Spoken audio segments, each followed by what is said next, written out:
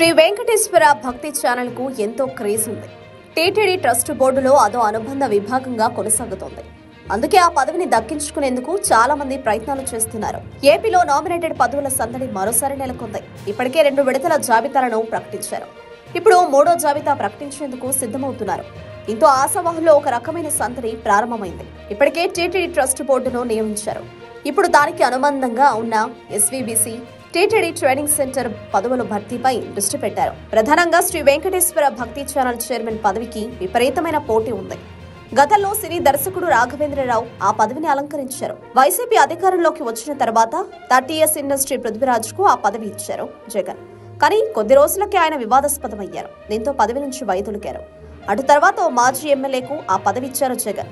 3 ఏళ్ల పాటు ఆయన అదే పనిలో కొనసాగారు. ఇప్పుడు కూటమి అధికారంలోకి రావడంతో ఎస్వీబీసీ చైర్మన్ పోస్టు ఖాళీ అయింది. భర్తీ చేయవలసిన అనివార్య పరిస్థితి ఎదురైంది. దీంతో రకరకాల పేర్లు తెరపైకొస్తున్నాయి. సినిమా వారికి ఛాన్స్. అయితే ఈ పదవికి సినిమా వారైతే సరిపోతారని కూటమి సర్కార్ భావిస్తున్నట్లు తెలుస్తోంది. గతంలో ఇదే ఆలోచనతో రాఘవేంద్రరావుకు అవకాశం ఇచ్చారు. ఇప్పుడు మరోసారి సినిమా వారికి ఛాన్స్ ఇవ్వాలని భావిస్తున్నట్లు తెలుస్తోంది. సినీ నిర్మాత అశ్విని దత్, మురళీమోహన్, రాజేంద్ర ప్రసాద్ వంటి వారి పేర్లు ప్రధానంగా వినిపిస్తున్నాయి. వాస్తవానికి అశ్విని దత్ తో పాటు మురళీమోహన్లు టీటీడీ ట్రస్ట్ బోర్డు చైర్మన్ పదవిని ఆశించారు. కానీ అనూహ్యంగా బిఆర్ నాయుడుకు ఆ పదవి దక్కింది. 24 మంది సభ్యులతో ట్రస్ట్ బోర్డు కొలువు తీరింది.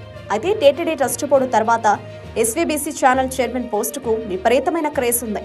3 మధ్య పోటీ. అయితే తాజాగా నటుడు రాజేంద్ర ప్రసాద్ చైర్మన్ బిఆర్ నాయుడును కలిశారు. రాజేంద్ర ప్రసాద్ సైతం టీడీపీ సానుభూతిపరుడు. ఎన్టీఆర్ హయాం నుంచి అదే పార్టీ నమ్ముకున్నారు. మురళీమోహన్ తో పాటు అశ్విని దత్ ఎంపీలుగా పనిచేశారు.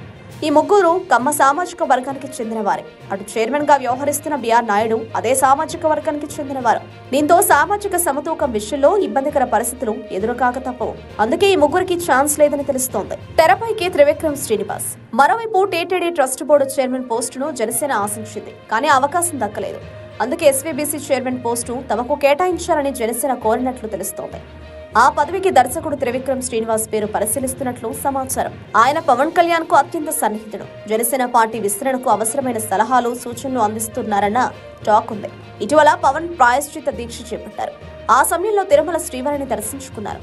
అప్పుడు త్రివిక్రమ్ శ్రీనివాస్ ఆయన వెంట ఉన్నారు. అప్పటి నుంచి ఒక రకమైన ప్రచారం ఉంది. టీటీడీలో కీలకమైన పోస్టు త్రివిక్రమ్ శ్రీనివాస్ కు ఇస్తారని టాక్ నడిచింది. అది ఎస్వీబీసీ చైర్మన్ పోస్టుని తాజాగా అనుమానాలు నడుస్తున్నాయి. మరి ఆ పదవి ఎవరికిస్తారో, ఎవరిని భరిస్తుందో చూడాలి.